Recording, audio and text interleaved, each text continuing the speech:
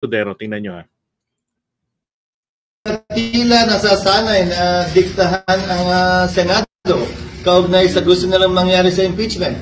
Pwes kung trabaho ng ilang mambabatas na maging sunod-sunuran kay Speaker Romualdez, na gusto klaro itong impeachment na ito, hindi namin trabaho yan sa Senado. Hindi ko rin trabaho yan bilang tagapangulo ng Senado. Ayun, nagalit na po si nagalit na ho si Boy Kilay. Kasi meron pong mga kongresista tayo na nagre-react naman, 'di ba? Maalala ninyo? Ito ho sina Congresswoman Luistro. Ayan, si Joel Chua, 'di ba? Sabi niya, for me that is unconstitutional. They are violating the constitutional mandate. Hindi, sabi naman ni Brosas, pero ngayon tong araw na to sa Kongreso, hindi tayo pumapayag diyan at hindi po katanggap-tanggap sa atin yan. Napakagarapal naman na gawin yan ng Senado sa ngayon. Kahit kailan po, ma'am, kagarapalan po yan. At ang pinakamalinaw po sa lahat naman, ito muna si Akla. Sabi niya, with all due respect, remind, pinaalalahanan natin ang lahat ng mga senador. Tablan kaya ang mga yan? Konsensya nga, wala eh. Diba? Bahagi ng posisyon nila ang pagtalakay ng kahit anong articles of impeachment. That is right. Yan po yung tinatadhana ng ating Constitution. And for Gervil Ruistro, kay Beatrix, sinasabi nga niya, Senado ay walang kapangyarihang mag-dismiss ng impeachment lang walang paglilitis. Ay ang nakikita ko nga po dito dalawa lamang. I don't know if Attorney Ganaden would confirm, dalawa lang po ang opsyon ng Senado. Dahil mandato sa kanila na harapin lahat ng klase ng impeachment cases. All impeachment cases, sila lang po ang solamente may kapangyarihan, sabi ng ating Constitution. 'Di ba? Doon sa Constitution natin yung public accountability. Article 3 yata 'yon. Ngayon, dalawa lang ang option nila. Ang unang-una ay either i-acquit nila si Sara o kaya naman ay i-convict nila. Yun lang dalawa. 'Di ba? Kasi kung hindi po nila nilitisin yan, ibabasura lang nila. That is illegal. Yan ho ay maliwanag na pang-aabuso sa kanilang kapangyarihan, abuse of discretion yan. 'Di ba? At itong ginagawa pong ito ni Boy Kilay, ito po ay maliwanag na dereliction of duty. Tama? Pagpapabaya, hayagang pagpapabaya sa kanyang tungkulin. Aming tungkulin ayon sa aming paniniwala na tamang proseso na naayon sa batas. Nung inupuan nila, tanga ka pala eh. May narinig, nung inupuan nila yung impeachment complaint, may narinig pa sila sa akin. Trabaho nyo lang naman mag-abang eh. Hindi ka naman kongresista at the time. 'Di ba? Edi sana kung talagang concerned po si Chis Escudero, everybody knows na mayroong impeachment complaint na file na noong February sa House of Representatives. 'Di ba? February 7, nagkaroon pa tayo ng rally noon dyan sa EDSA Shrine. EDSA People Power Monument, 'di ba?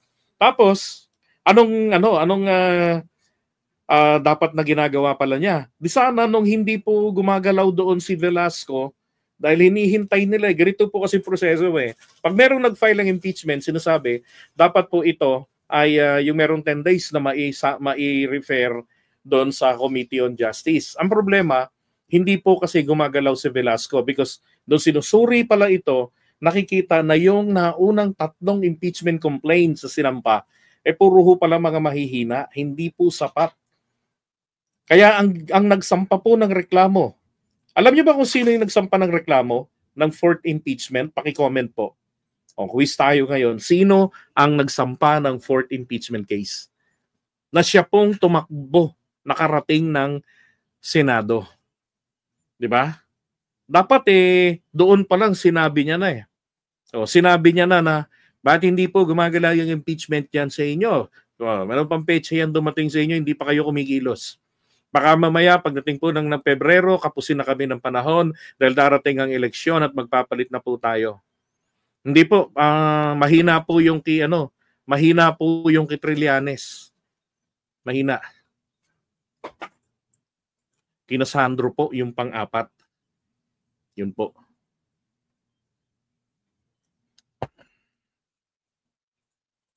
Yun ang hinintay po nila. Sincero pala, etong House of Representatives na i-impeach si Sara. Ang problema, di ba tumawag si BBM, sabi niya, lahat ng mga kakampi ko sa Kongreso sinabihan kong huwag kayong magpa-file ng impeachment. Pero hindi po nangyari ang ganon. Kasi yung mga naunang nag-file ng impeachment, napakahihina pala nung final nila. Kaya yung tatlo po, di ba, in-archive ito.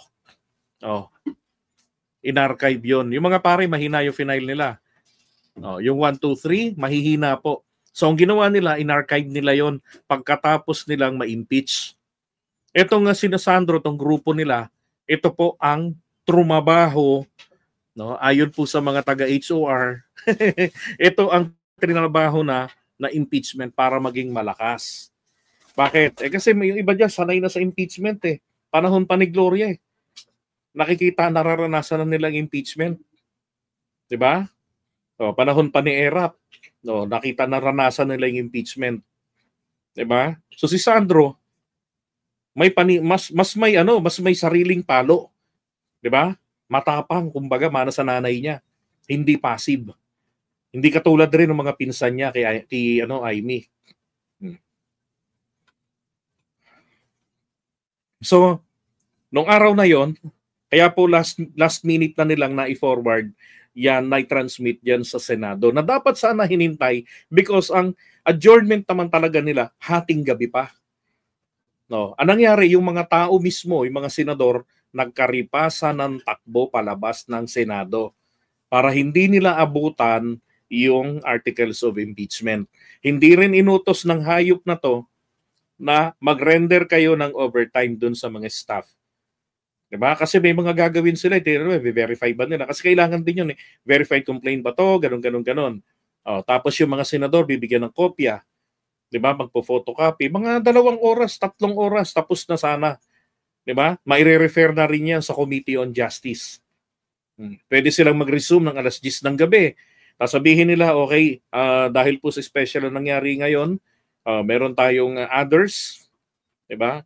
Pagbobotohan namin ngayon para i-refer itong impeachment complaint ayon sa saligang batas, whether we like it or we like it or not, then kailangan namin itong harapin. And now, ngayon, mag-adjourn kami, then nire-refer na namin ito sa Committee on Justice. Sana ganun eh. Diba? And then the 1-year bar period rule naman, kapag na-refer po sa Kongreso, yung impeachment complaint ni-refer sa House Justice Committee, that is the trigger point of the day 1 ng 1-year bar rule na hindi pwedeng sampahan ng kaso ulit si Sara within 1 year. Okay, Boy Kilay. Nakalagay din sa rules nila immediately ibibigay ng SecGen yung impeachment complaint sa Speaker. Yun yung immediately. Ang problema hindi nga magawa eh. Diba? Kasi nga mga hilaw. Karito po mga consequence. Kapag kahilaw yung isinabmit doon sa House Committee on Justice, susuriin nila ito. Sufficient inform ba to? Substance nito? Pagka hindi po, katulad yung nangyari sa mga impeachment complaints noong araw laban po kay Gloria Arroyo, diba? Mga hilaw na isinasampa ni Attorney Oliver Lozano, yung Marcos loyalist na abogado. Ang nangyari, dismiss agad. So meron 1 year si Gloria Arroyo.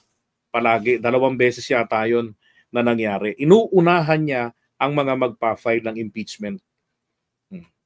Tapos ginagawa nila, kino-consolidate, ayaw pumayag ng Kongreso. Kaya po nangyari, yung first 3 impeachment complaint na na-file sa House, in-archive po. Na kumbaga, ibinasura, dinismiss ng mga mambabatas. Pero hindi naman nagalit yung mga nag-impeachment, yung mga nag-file. Kasi merong mas magandang version ang na-file na, ang naaprubahan nila at napadala sa Senado. Mga senador, mga kongresista na ang gumalaw. Hindi nila ginawa yun sa loob ng mahigit 2 buwan. May narinig ba silang reklamo sa amin? Ginalang namin ang kanilang pasya, proseso at pagdidesisyon. Yan sanang inaasahan ko rin sa kanila. Subalit maging ganun pa man. Ayun, maliwanag gumaganti ho si Cheese Escudero. Di ba? Gumaganti si Cheese Escudero. Oh. Ginagamit niya yung kinapos na ng panahon ang Kongreso. Ngayon, ganun din ang ginagawa niya. Kinakapusan din niya po ng panahon. Kung talagang may interes itong si Cheese Escudero na paibabawin ang hustisya. Di ba? Kasi kapag na-receive po ang impeachment, sabi nga it takes the precedence. Ito ang nangingibabaw doon sa pagkakasalasalansan ng order of business of the day. Nandito po si impeachment na i-forward sa kanila, na transmit. Automatic po yan, baliktad yan, aakyat yan sa ibabaw. So ganun na ngayon yan. Siya na yung iti-take up. And then, di ba, forthwith, lahat ng mga prosesong kailangan, ginagawa na nila. Dapat ganon. Pero hindi ho. Inuna nila, Cheese, ang pagbabakasyon. Because maliwanag na po ngayon ang plano talaga nito ay hindi matuloy ang impeachment. Para manatili sa kapangyarihan. Hindi ko pwede. Sa tingin ba niya makakapanatili siya sa kapangyarihan pagpasok ng 20th Congress? Aba, oras lamang na makita ito ng mga kapwa senador na nasa Malacanang. Sigurado. Gagawan to ng kwento, ibabasura nila ito si Cheese Escudero. Silang gawin, pilitin gawin o hindi gawin ang partikular na bagay. Gayon din sila. Kung nais nila maging sunod-sunuran sa gusto ng kanilang speaker, pues hindi po namin trabaho yan. Sir, bakit sa tingin niyo? Alin ang hindi nyo trabaho, yung impeachment? Alam niyo yung kahit na nakabreak na yan, no? Meron silang pending na 12 important bills, 12 pala. Bakit inuna ang bakasyon kaysa harapin? Bakit trabaho ba ng Senado ang magbakasyon?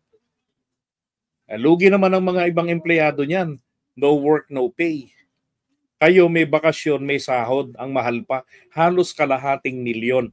Mahigit 300,000 a month plus allowances mula sa iba't ibang committee na hinahawakan. Ang pinakamalaking kita po dyan, ang Blue Ribbon Committee. Kaya po nagpapatayan ng mga senador sa posisyon kung anong committee ang hahawakan nila at membership. Kasi po, may perang nasa likod niyan.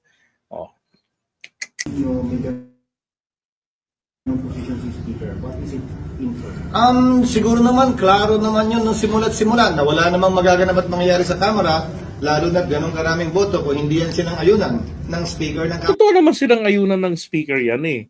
Diba? Wala namang question dun eh. Ang question ngayon dito, bakit ayaw ninyong gampanan ang tungkulin nyo? Sabi nga kung gusto, napakadaming paraan. Kung ayaw, sangkaterba ang palusot. Diba? So that's Cheese Escudero.